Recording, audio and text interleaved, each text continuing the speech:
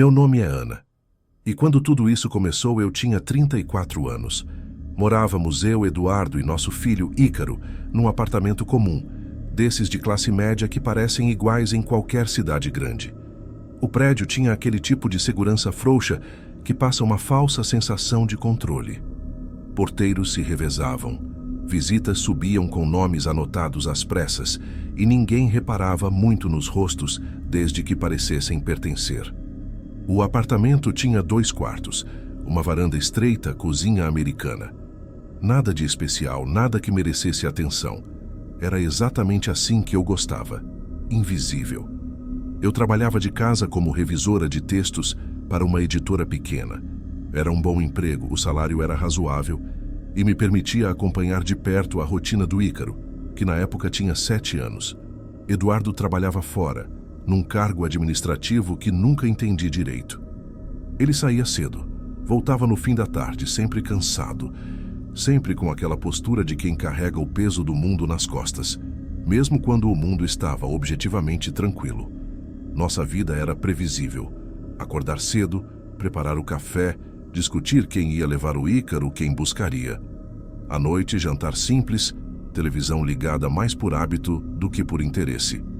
Aos fins de semana, compras de mercado, visita rápida à minha mãe, algum almoço fora quando sobrava dinheiro. Não havia grandes brigas, mas também não havia grandes demonstrações de afeto. Era um casamento em modo automático. Eu não via isso como um problema.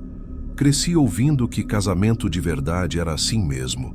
Parceria, constância, compromisso. Amor em estado bruto, sem fogos de artifício. Eduardo nunca foi carinhoso, mas era presente. Nunca me bateu, nunca me traiu, pelo menos não que eu soubesse. Nunca deixou faltar nada dentro de casa. Para mim, isso era suficiente. Ícaro era o centro de tudo. Um menino quieto, observador demais para a idade.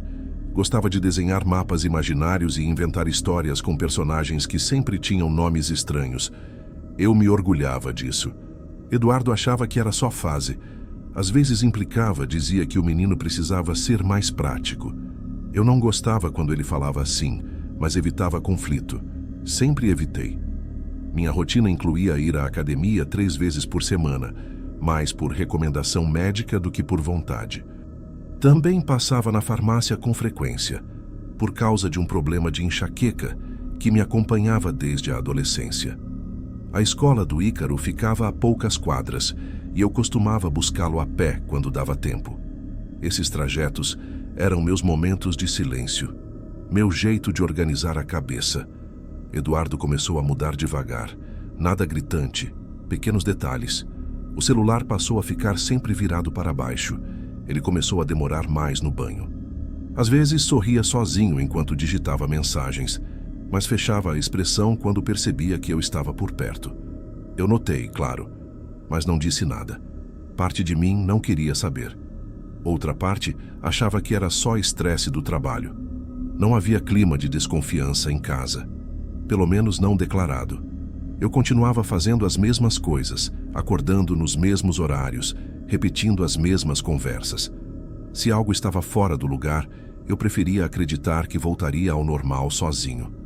Lembro com nitidez de uma noite específica, meses antes de tudo desandar de vez. Estávamos jantando, Ícaro falando empolgado sobre um trabalho da escola e Eduardo parecia distante. Ele concordava com a cabeça, mas não ouvia. Em determinado momento, Ícaro perguntou se o pai podia ajudá-lo a montar uma maquete no fim de semana. Eduardo respondeu que veria, sem olhar para ele. Aquilo me incomodou mais do que deveria. Depois que Ícaro foi dormir, comentei que ele andava ausente. Não acusei, não levantei a voz. Falei como quem sugere uma coisa óbvia. Eduardo suspirou. Disse que eu estava exagerando, que estava tudo bem. Encerramos o assunto ali. Sempre encerrávamos. Foi nessa época que percebi que ele passou a ir mais vezes à academia, mas não comigo. Dizia que preferia ir mais cedo ou mais tarde, para evitar movimento. Eu aceitei. Não era uma justificativa absurda. Ainda assim, algo naquele afastamento silencioso começou a criar uma distância difícil de explicar. Não houve discussões, não houve cenas, não houve sinais claros de traição. Se alguém olhasse nossa vida de fora, veria apenas uma família comum, vivendo dias iguais. E talvez fosse exatamente isso que me deixava tão confortável. A normalidade tem um efeito anestésico. Eu confiava em Eduardo porque precisava confiar, porque a alternativa exigiria uma atenção que eu não tinha energia para sustentar. Eu já carregava a casa, o trabalho, o filho, minha própria ansiedade. Não queria carregar também o medo de ser deixada. Naquele período, se alguém me perguntasse se eu era feliz, eu provavelmente diria que sim. Não por convicção, mas por falta de parâmetro. Eu não sabia que existiam rachaduras. Ou sabia, mas escolhia não olhar de perto. Hoje, quando revisito essas memórias, percebo que tudo parecia sólido demais, organizado demais, como uma casa arrumada às pressas antes de uma visita importante. Nada fora do lugar, mas tudo ligeiramente tenso. Na época eu não chamava isso de pressentimento, chamava de cansaço, e segui em frente acreditando que algumas coisas simplesmente não precisavam ser questionadas. A primeira vez que notei Laura foi na academia, mas na hora isso não significou nada. Eu estava no vestiário feminino, amarrando o cabelo com pressa, porque tinha me atrasado para buscar o Ícaro na escola. Quando saí, passei por ela perto dos armários. Morena clara, cabelo preso num rabo de cavalo baixo, roupa simples demais para quem parecia frequentar aquele lugar com regularidade. Ela não conversava com ninguém. Só me olhou rápido, como quem mede alguma coisa, e desviou o olhar. Não pensei nisso depois. A academia era cheia de gente que entrava e saía, horários trocados, rostos repetidos. Eu mesma devia ser só mais uma. Dias depois, encontrei a mesma mulher na farmácia. Estava na fila do caixa mexendo no celular quando senti aquele incômodo estranho de estar sendo observada. Olhei de lado e ela estava ali, alguns passos atrás, segurando uma caixa de remédio genérico. Nossos olhos se cruzaram por segundos demais. Ela não sorriu. Também não desviou de imediato. Apenas abaixou a cabeça depois, como se tivesse sido pega fazendo algo errado. Ainda assim, minha cabeça buscou uma explicação simples. Coincidência. Bairro pequeno. Rotina parecida. Nada além disso. Hoje sei que não era coincidência. Eduardo falava da minha rotina com uma naturalidade perigosa. Comentava horários, lugares, pequenos hábitos, como quem não vê valor neles. Para Laura, cada detalhe desses era um mapa. Foi só na terceira vez que o desconforto ganhou forma. Eu estava na frente da escola do Ícaro esperando a saída. Crianças correndo, pais distraídos, aquela confusão comum do fim da tarde. Eu conversava com outra mãe quando percebi, do outro lado da rua, a mesma mulher encostada num poste, fingindo mexer no celular. Ela não tinha criança nenhuma por perto, e diferente das outras vezes, não desviou o olhar quando percebeu que eu a tinha visto. Dessa vez, senti um frio rápido no estômago. Nada dramático. Só aquela sensação de que algo não encaixa, mas você não sabe dizer o quê. Quando cheguei em casa, comentei por alto com Eduardo. Falei que tinha visto uma mulher estranha me olhando em vários lugares. Ele riu, disse que eu estava paranoica, que cidade grande era assim mesmo. Não deu importância. E eu acompanhei o tom dele. Não queria parecer exagerada, mas passei a notar mais. Na semana seguinte, ela estava de novo na academia, sempre em horários próximos aos meus, mesmo quando eu mudava a rotina. Nunca puxava conversa, nunca ficava perto demais. Era como se estivesse sempre no meu campo de visão, mas sem atravessar uma linha clara. Comecei a me perguntar se não era coisa da minha cabeça. Talvez fosse alguém que morasse perto. Talvez tivesse uma rotina parecida com a minha. Tentei observar melhor. Ela treinava pouco. Passava mais tempo sentada, mexendo no celular, olhando ao redor. Às vezes, ia embora sem sequer suar. Em casa, Eduardo estava cada vez mais impaciente. Pequenas coisas viravam motivo de irritação. Um copo fora do lugar, o jantar atrasado, o Ícaro falando demais. Ele nunca gritava, mas o tom era sempre de quem está sendo incomodado. Quando eu perguntava o que estava acontecendo, ele respondia que eu perguntava demais. O celular continuava sendo um assunto proibido. Ele levava até para o banheiro. Dormia com ele virado para baixo, perto do travesseiro. À noite, eu ouvia o som abafado de notificações e fingia estar dormindo. Numa dessas noites, acordei com a tela dele acesa. Eduardo estava de lado, digitando. Quando percebeu que eu tinha me mexido, apagou rápido e virou para o outro lado. Meu coração acelerou, mas eu não disse nada. O silêncio parecia menos perigoso do que a verdade. A figura da mulher começou a se misturar com essa tensão dentro de casa. Não porque eu soubesse de algo, mas porque minha cabeça precisava organizar as peças de alguma forma. Um dia, na saída da escola, Ícaro comentou que tinha visto a moça do cabelo preso olhando para mim. Perguntei onde. Ele apontou para a calçada oposta. Era ela, de novo. Ela é sua amiga? Ele perguntou com a naturalidade cruel das crianças. Respondi que não, tentando soar tranquila, mas minhas mãos estavam geladas. Naquela noite, confrontei Eduardo de verdade pela primeira vez. Perguntei se ele conhecia alguma mulher que frequentasse os mesmos lugares que eu. Ele ficou em silêncio por tempo demais. Depois respondeu que eu estava insinuando coisas, que isso não era justo. A conversa terminou com ele saindo para dar uma volta, coisa que nunca fazia. Foi nessa noite que ouvi meu próprio pensamento, claro como se alguém tivesse falado em voz alta. Tem algo errado. Nos dias seguintes, a presença dela ficou mais constante. Às vezes parecia esperar do outro lado da rua quando eu saía de casa. Outras vezes, surgia dentro de estabelecimentos pequenos, onde a chance de coincidência era mínima, sempre distante, sempre observando, nunca se aproximando. Eu pensei em falar com alguém, com minha mãe talvez, mas como explicar algo tão vago? O problema era que nada do que ela fazia ultrapassava uma fronteira clara. Ela não falava comigo, não se aproximava, não tocava em nada que fosse meu.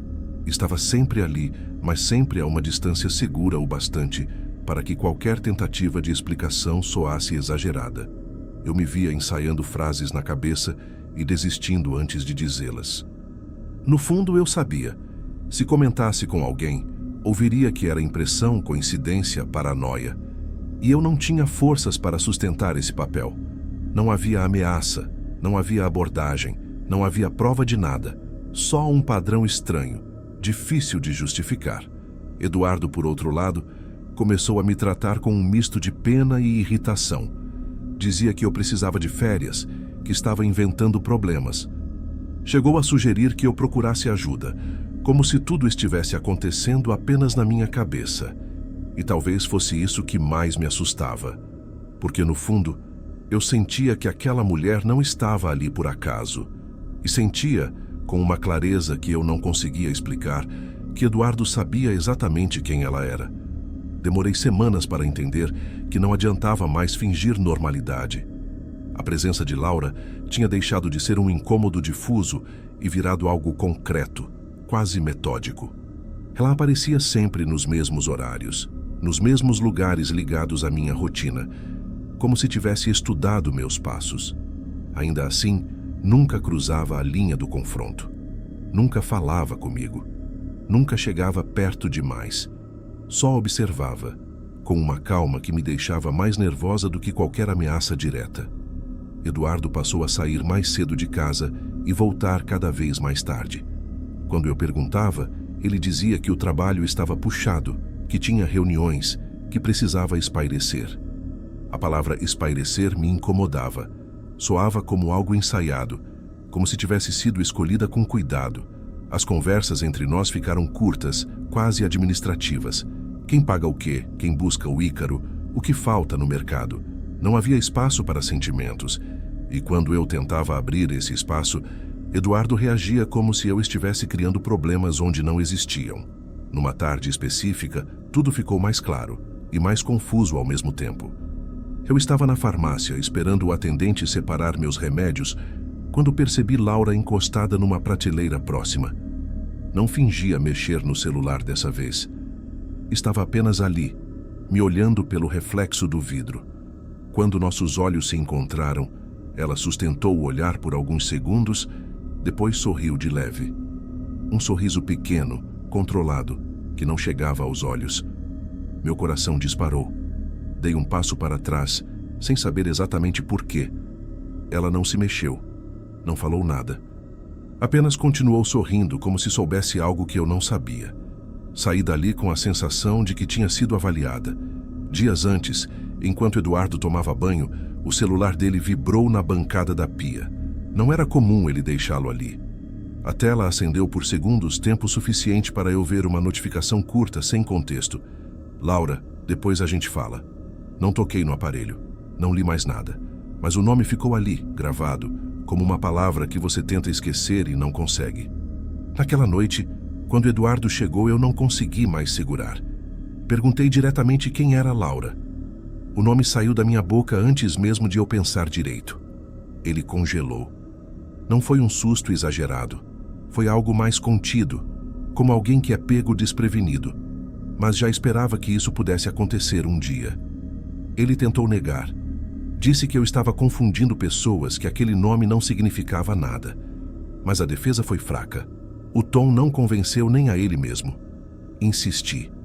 Disse que aquela mulher me seguia, que aparecia nos mesmos lugares, que até o Ícaro tinha notado. Foi quando Eduardo perdeu a paciência. Disse que eu estava passando dos limites, que aquilo era obsessão, que eu estava projetando minhas inseguranças em alguém que não tinha nada a ver com a nossa vida. A discussão foi feia. Não houve gritos, mas houve algo pior: desprezo. Ele me olhou como se eu fosse um problema a ser resolvido, não uma pessoa. No fim, confessou. Disse que Laura era alguém com quem ele tinha se envolvido, mas que não significava nada. Usou exatamente essas palavras. Não significa nada. Disse que ela sabia o lugar dela, que nunca tinha pedido nada, que nunca tinha atrapalhado, que eu era a esposa, a mãe do filho dele, a prioridade. Falou isso como se estivesse me fazendo um favor. Eu me senti envergonhada por ter duvidado, por ter perguntado, por ter aberto aquela porta. Ele conseguiu virar a situação de um jeito tão frio que no fim eu pedi desculpa. Pedi desculpa por ter desconfiado, por ter criado um clima ruim, por ter trazido o assunto à tona. Depois disso, Eduardo ficou diferente. Mais atento, mais presente. Por um tempo. Começou a elogiar coisas pequenas, a perguntar do meu dia, a brincar mais com o Ícaro. Era como se estivesse tentando provar algo, ou como se estivesse consertando uma narrativa. Mas Laura não sumiu. Ela continuou aparecendo. Às vezes mais distante, às vezes quase invisível, mas sempre ali. E aos poucos percebi algo ainda mais perturbador. Eduardo também sabia quando ela estava por perto. Às vezes ficava inquieto, olhava ao redor, acelerava o passo. Outras vezes parecia estranhamente tranquilo, como se aquela presença fosse esperada. Aos poucos, Eduardo começou a mudar o jeito de falar de mim. Pequenos comentários, quase brincadeiras. Dizia que eu estava sempre cansada, sempre preocupada, sempre reclamando. Que eu tinha mudado depois que virei mãe. Que eu não ligava mais para mim mesma. Falava isso com um tom de falsa preocupação, como se estivesse apenas constatando fatos. No começo, ignorei. Depois comecei a me perguntar se ele tinha razão. Ele também passou a questionar minhas atitudes com o Ícaro. Dizia que eu o protegia demais, que era dura demais às vezes, contraditório de propósito. Qualquer coisa que eu fizesse podia ser interpretada como excesso ou falta. Eu nunca acertava. Certa noite, ouvi Eduardo falando ao telefone na varanda. A porta estava encostada. Não ouvi tudo, mas ouvi o suficiente. Ele dizia que estava difícil, que eu não era mais a mesma, que parecia distante, desconfiada, instável. Usou essa palavra, instável. Quando perguntei com quem ele falava, disse que era um colega de trabalho. Aos poucos, comecei a duvidar de mim mesma. Comecei a me policiar, a medir palavras, a revisar conversas na cabeça depois que aconteciam. Sentia que qualquer reação minha poderia ser usada como prova de algo errado em mim. Laura continuava lá fora, orbitando minha vida, sem nunca tocar nela diretamente. E Eduardo, dentro de casa, parecia estar empurrando tudo na mesma direção, com uma paciência calculada. Eu não sabia ainda, mas aquele não era o fim do processo. Era só o começo da parte em que eu deixaria de ser vista como esposa e passaria a ser vista como um problema. O acidente não foi um acaso. Eu demorei muito tempo para aceitar isso, porque admitir significava encarar algo ainda mais difícil do que a dor física. Alguém tinha planejado minha queda com calma, paciência e método. E essa pessoa tinha nome. Nada ali foi feito às pressas. O acidente não foi uma ideia súbita, mas a solução final de algo que vinha sendo testado em pequenas doses há muito tempo. Na semana que antecedeu tudo, Laura já não era apenas uma sombra distante. Ela tinha se tornado um tema constante nas conversas de Eduardo, mesmo quando ele não citava o nome dela. Ele falava de mim como se eu não estivesse presente. Dizia que eu estava sempre cansada, sempre tensa, sempre desconfiada. Comentava que eu não cuidava mais de mim como antes, que a casa andava bagunçada, que eu parecia no limite. Não eram acusações diretas. Eram observações cuidadosamente colocadas, repetidas o suficiente para começarem a soar como verdades. Eu não sabia, mas Laura vinha construindo isso havia meses. Ela nunca exigiu nada dele, nunca pediu que largasse a família, nunca fez cena. Pelo contrário, sempre reforçava que entendia o lugar dela, que não queria confusão, que sabia que eu era a esposa. Justamente por isso, Eduardo passou a vê-la como razoável, segura. Diferente de mim, que aos poucos fui sendo retratada como instável. Ela sabia que não precisava me atacar. Precisava me fragilizar, sim, mas de um jeito que parecesse natural. Naquela semana, Eduardo começou a comentar sobre segurança.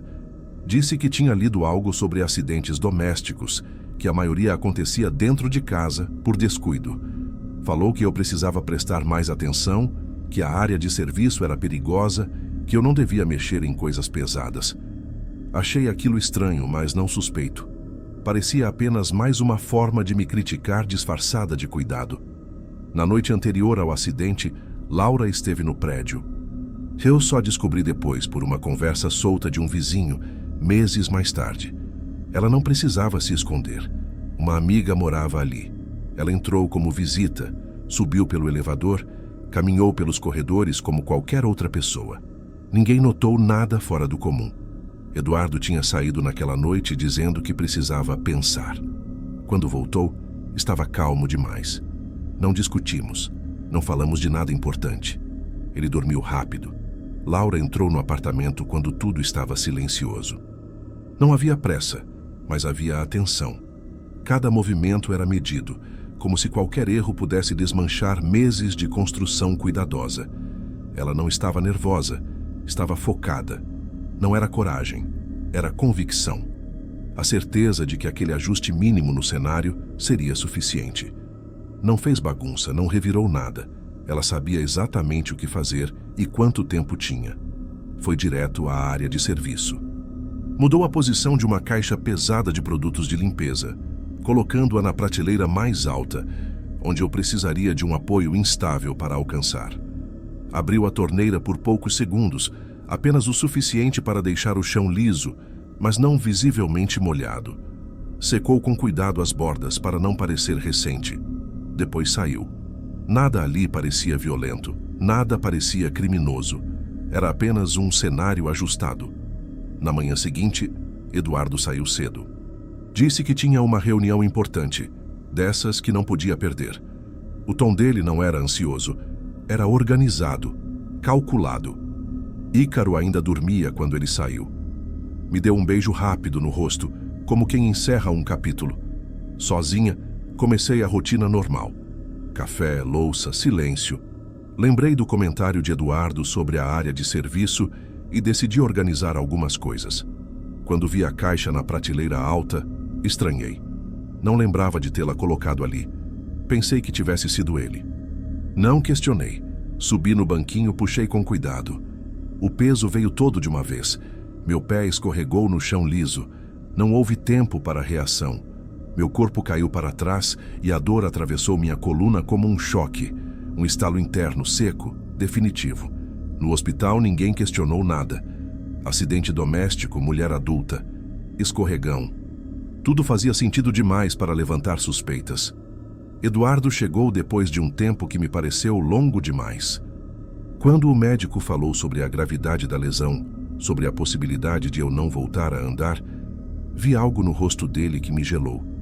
Não era desespero, era compreensão, como se aquilo fosse uma consequência prevista. Ele confirmou uma única vez, como quem confirma uma informação que já estava na agenda. Naquele gesto, entendi que ele não precisava saber de todos os detalhes. Bastava que tivesse aceitado o resultado antes mesmo de ele acontecer.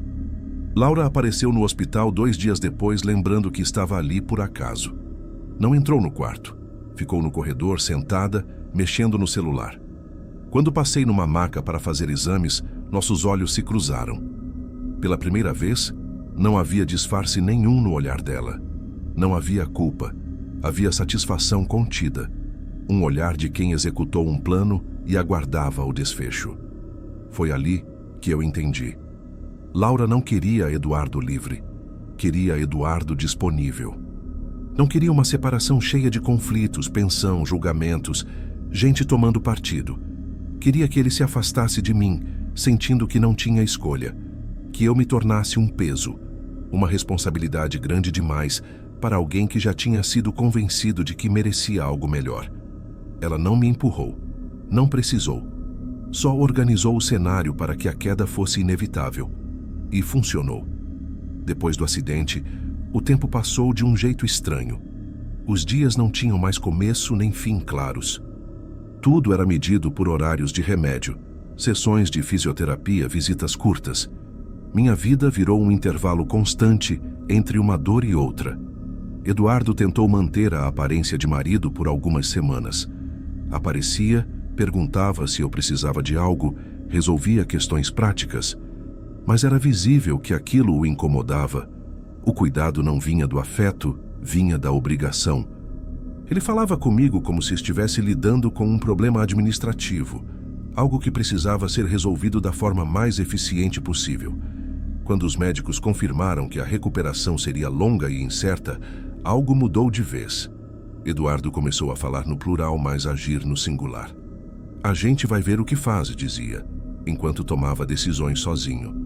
Falou sobre adaptar a casa, mas nunca chegou a fazer nada. Falou sobre reduzir o trabalho, mas nunca reduziu. Falou sobre apoio, mas delegou tudo. Ícaro foi o primeiro a ser afastado. Eduardo disse que não era ambiente para uma criança, que ele ficaria melhor com minha mãe até as coisas se organizarem. Eu concordei, mesmo sentindo que algo estava sendo arrancado de mim. Ícaro vinha me visitar nos fins de semana. Sentava ao meu lado, tentava agir normalmente, mas eu via o medo nos olhos dele. Medo de me tocar, medo de perguntar, medo de entender. Com o tempo, ele aprendeu a não perguntar. As crianças aprendem rápido quando o silêncio é a única forma de proteger os adultos.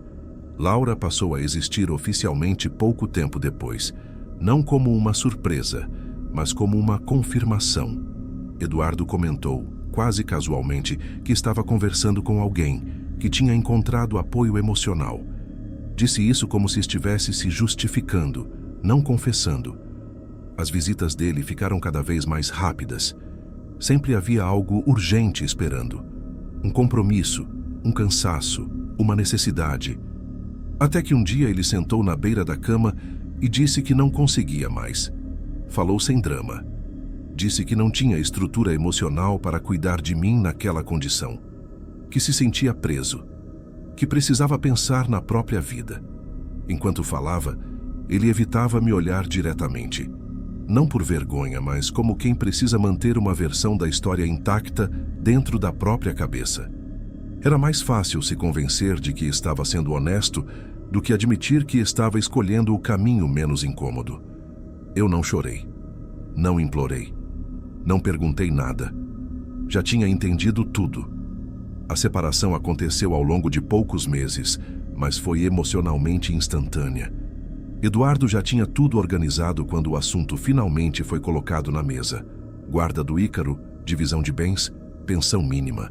Eu assinei os papéis com a mão tremendo, mas a cabeça estranhamente clara. Não havia mais nada a discutir.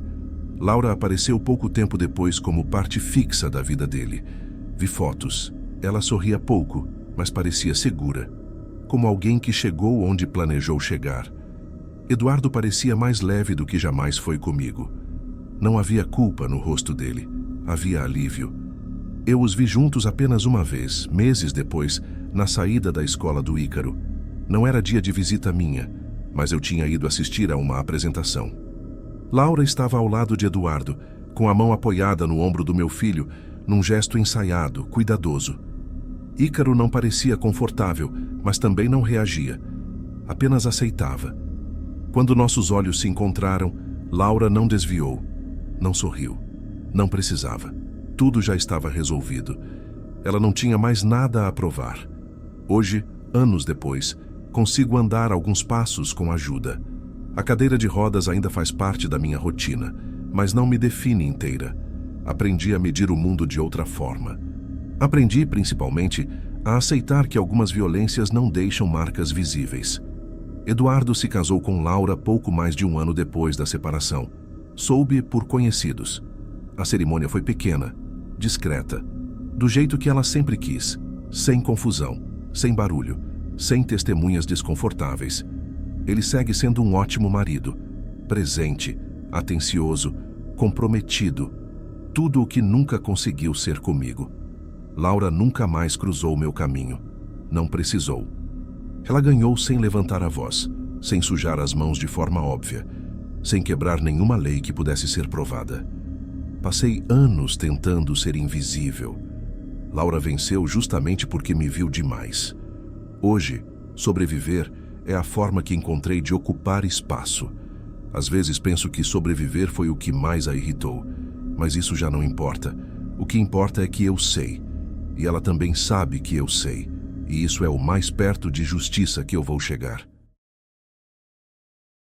Pessoal, um rápido recado antes de prosseguirmos. Já está disponível o clube de membros do canal TEL, Histórias de Terror. Se você quiser e puder apoiar, isso ajuda muito no crescimento do canal. Você pode conferir todos os benefícios clicando no botão Seja Membro aí embaixo. Quem puder apoiar, muito obrigado. E quem não puder, a gratidão é exatamente a mesma. Obrigado de coração a todos.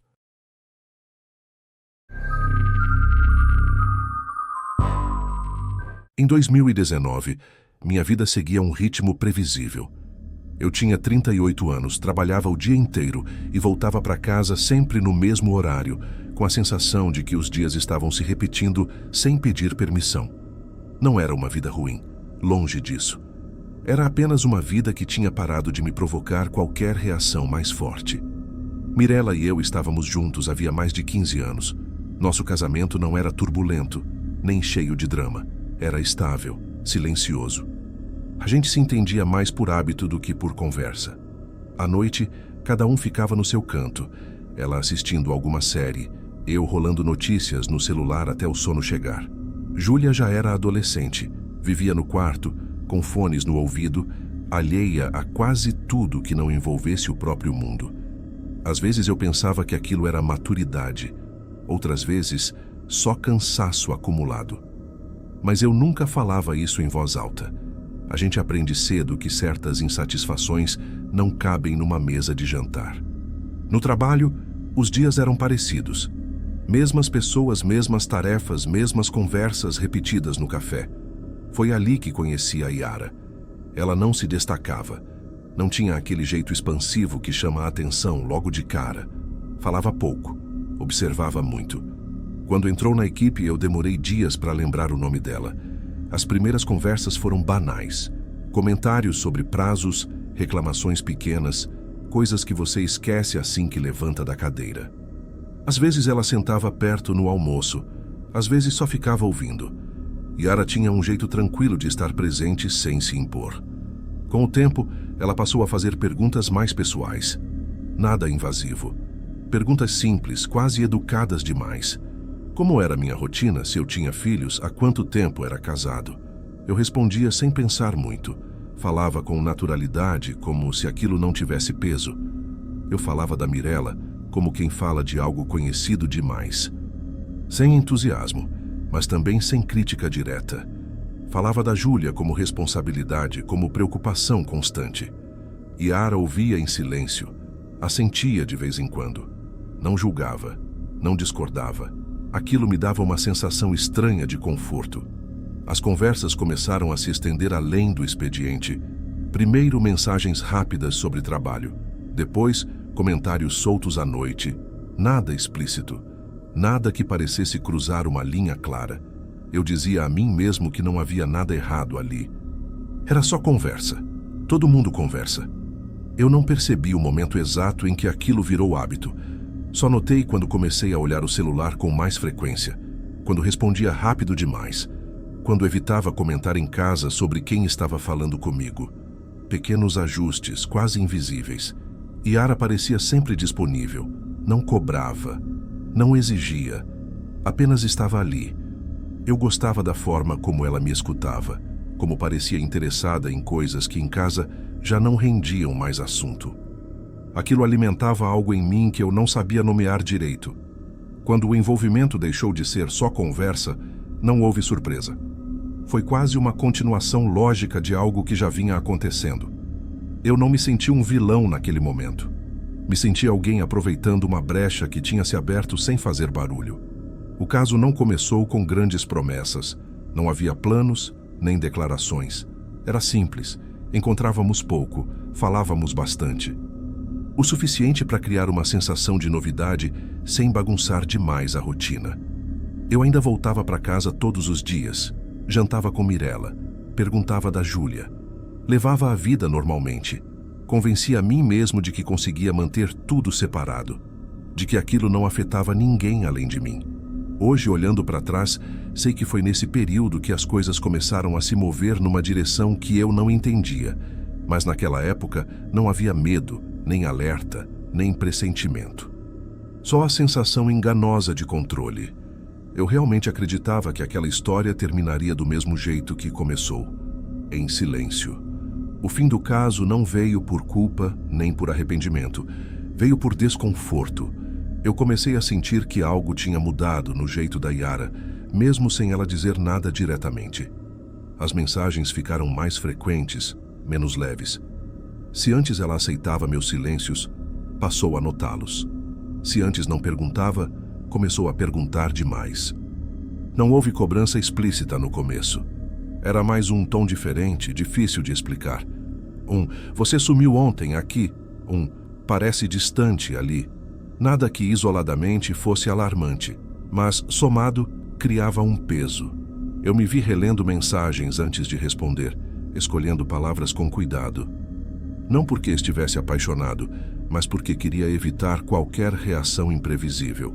Foi aí que percebi que tinha perdido algo que achava essencial: controle. Decidi terminar numa tarde comum, sem planejamento.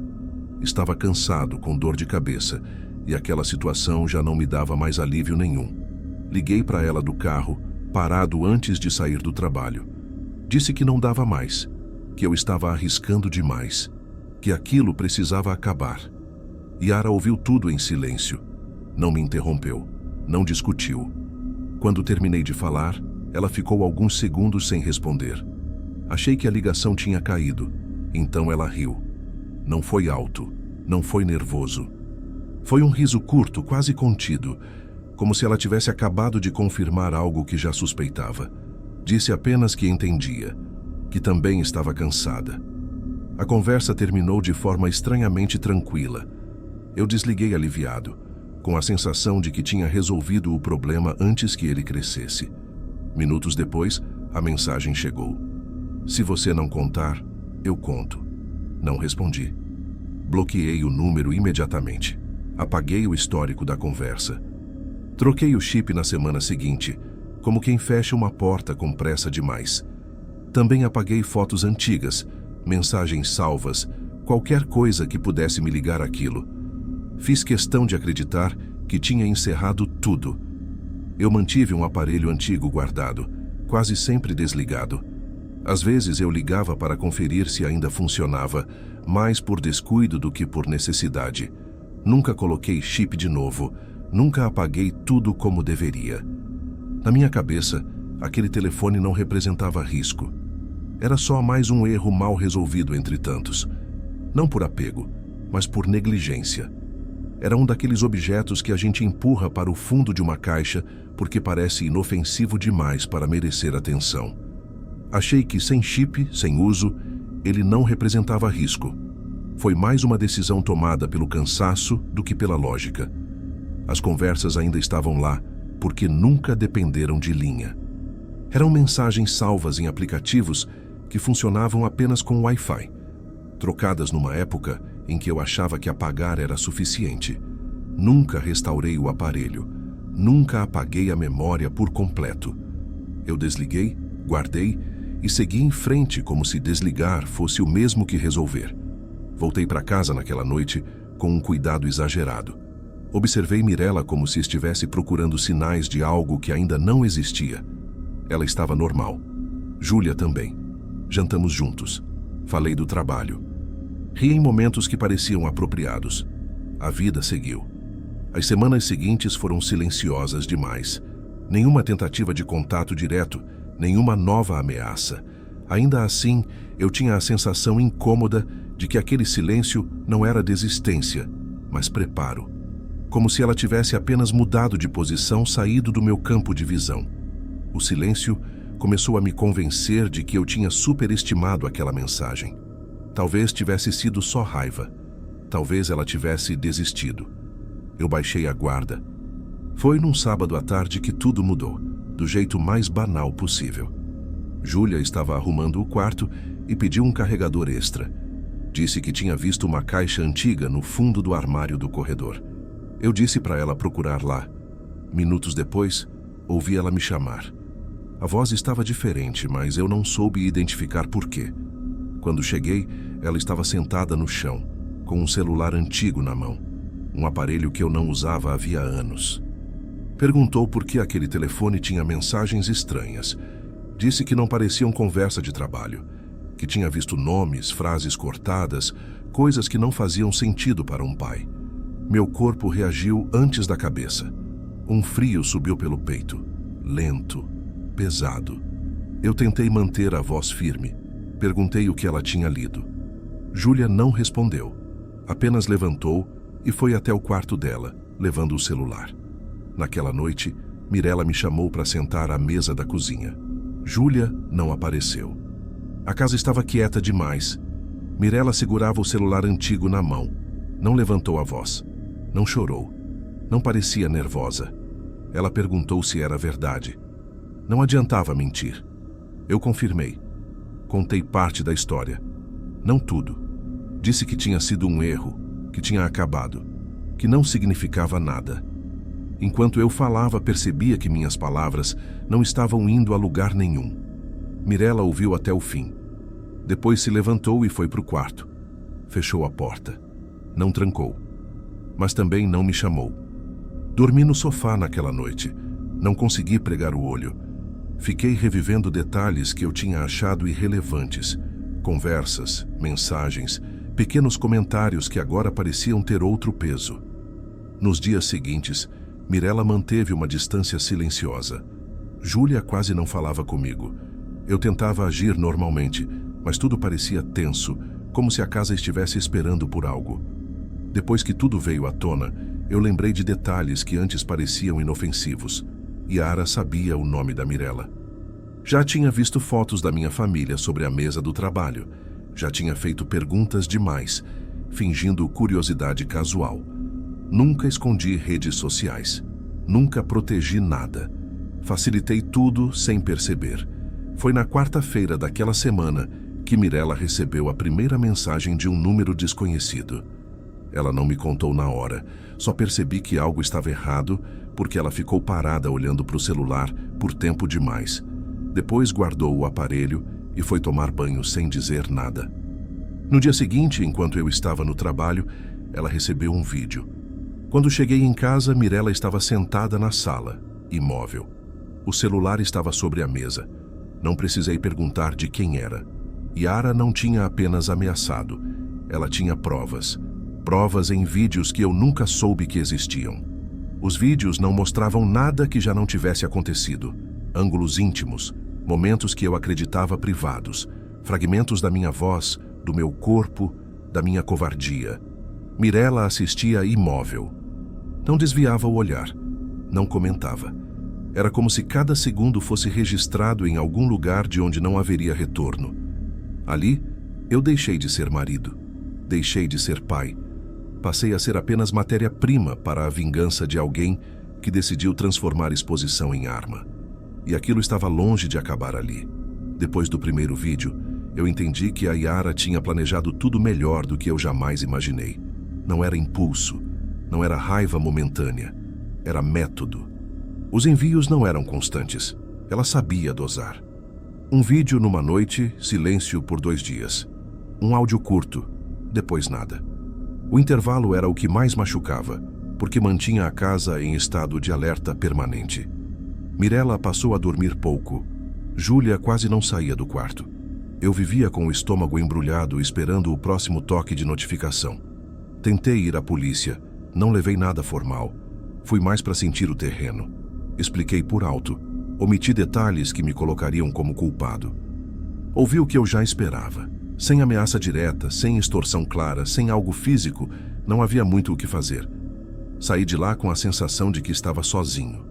Naquele momento, eu ainda não entendia a diferença entre suspeita e prova, entre desconforto e crime.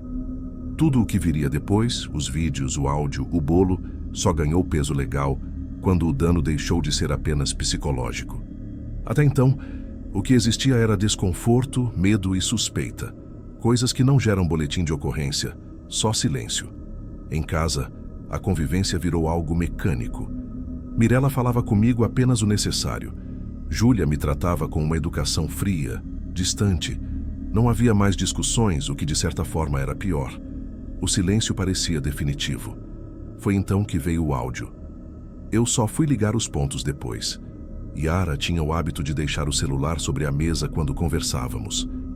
Dizia que era mania, que gostava de registrar ideias, lembretes, coisas do trabalho. Em nenhum momento passou pela minha cabeça que aquelas conversas, ditas em tom baixo, sem testemunhas, pudessem estar sendo gravadas. Mirella recebeu numa tarde de terça-feira. Eu estava na cozinha quando ouvi minha própria voz saindo do celular dela. Reconheci na hora. Era uma conversa antiga, gravada sem meu conhecimento. Um daqueles momentos em que a gente fala sem filtro porque acredita que está seguro. Eu falava da Mirella com desprezo. Dizia que ela tinha parado no tempo, que reclamava demais, que era previsível. Falava da Júlia como um peso, como alguém que atrapalhava planos que eu nunca tive coragem de admitir.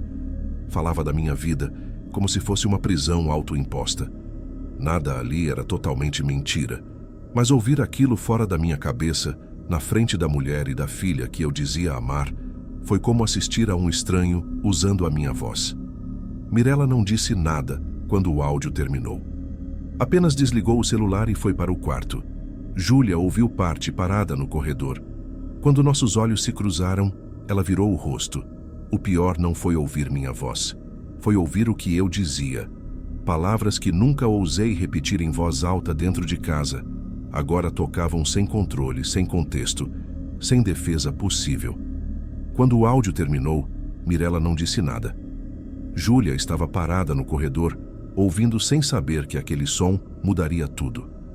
Naquele dia, eu entendi que algumas verdades, quando arrancadas do lugar errado, não servem para libertar, apenas para destruir. Naquela noite, eu entendi que não havia mais conserto possível. Mesmo que a Yara desaparecesse, mesmo que tudo parasse ali, o estrago já estava feito. Os dias seguintes passaram devagar demais. Eu evitava sair de casa, evitava o trabalho, evitava qualquer coisa que não fosse necessário. Passei a observar tudo com atenção exagerada. Números desconhecidos. E-mails estranhos. Qualquer coisa fora do padrão parecia ameaça. Havia algo novo nas últimas mensagens que Mirella recebeu, mesmo quando não havia palavras. Um cuidado exagerado com horários, uma escolha estranha de silêncio depois de certos áudios. Não era mais só exposição, era encenação, como se ela estivesse preparando um palco maior do que o que eu conseguia enxergar. Até ali, tudo vinha sendo psicológico. Eu acreditava que aquele era o limite dela. Que humilhar, expor, pressionar era o máximo que faria. Nunca considerei a possibilidade de algo físico. Esse foi meu último erro. Foi numa sexta-feira que o interfone tocou no meio da tarde. Mirella atendeu. Era um entregador. Flores, um bolo, tudo pago. Cartão assinado com meu nome. Um pedido de desculpas escrito de um jeito que eu jamais usaria. Palavras bonitas, promessas vagas, aquele tom de reconciliação que parece sincero para quem não conhece.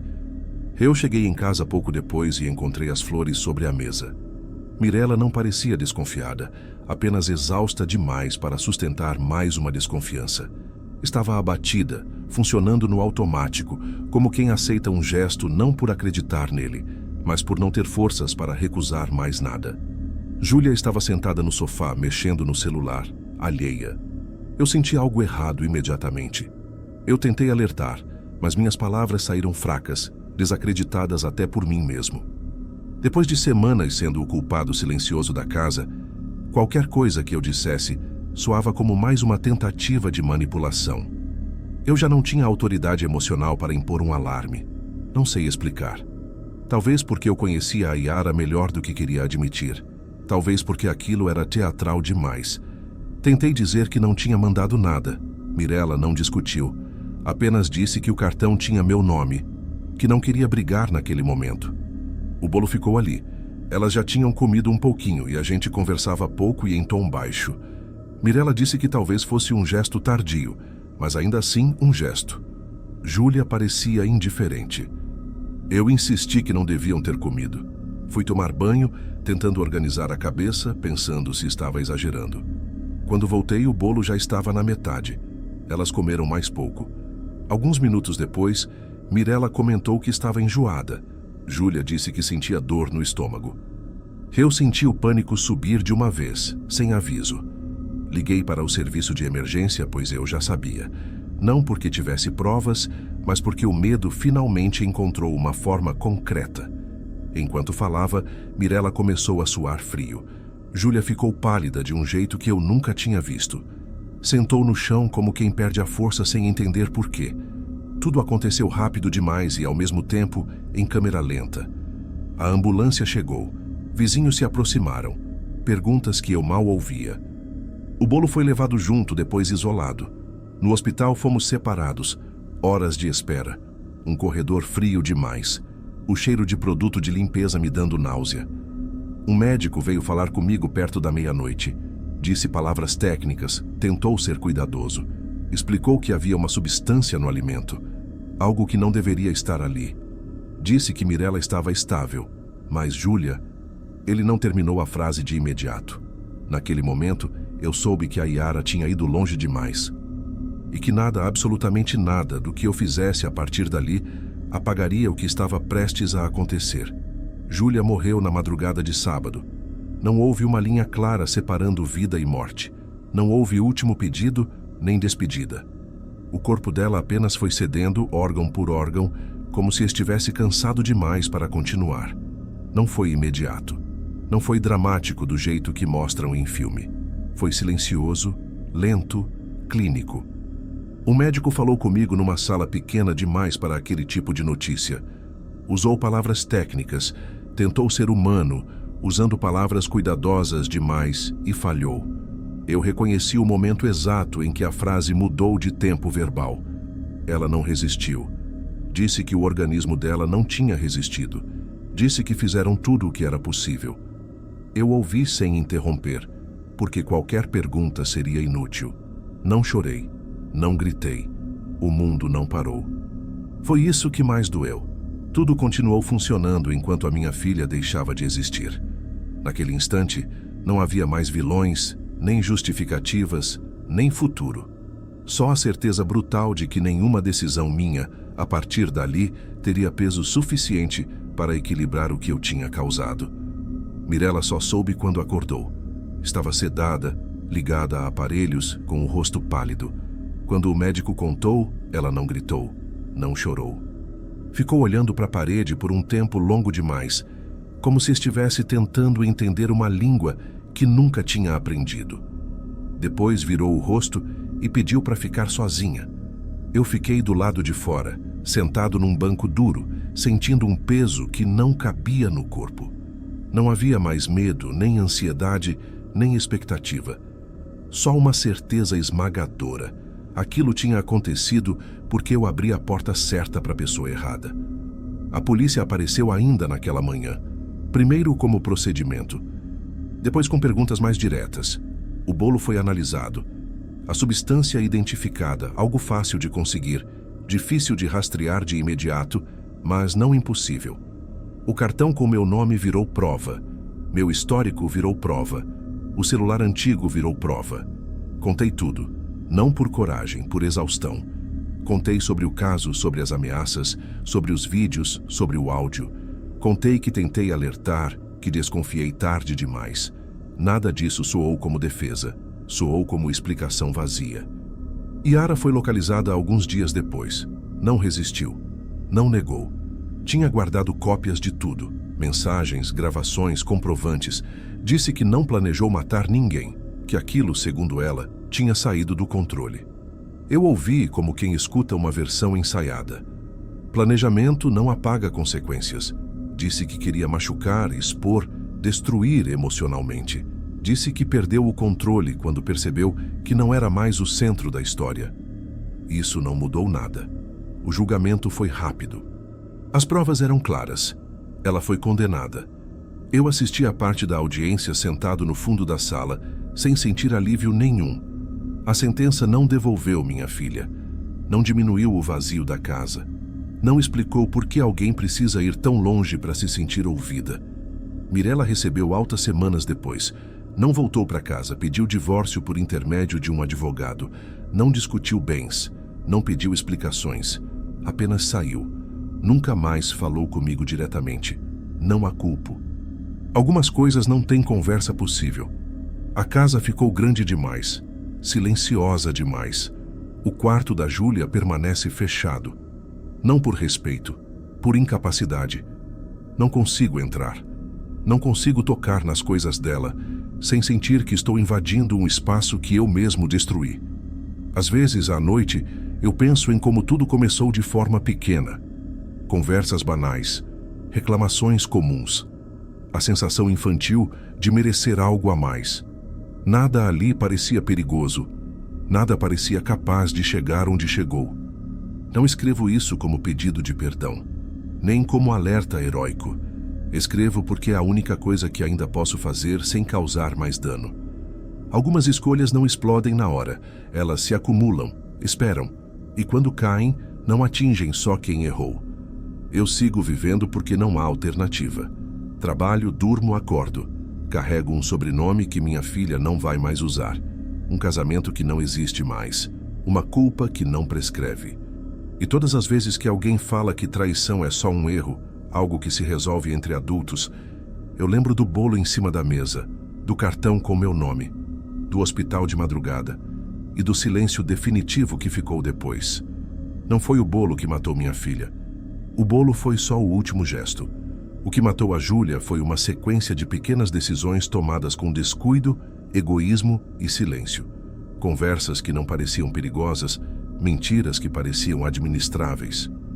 Algumas tragédias não começam com violência, começam com conforto, e quando finalmente explodem, não deixam sobreviventes ilesos.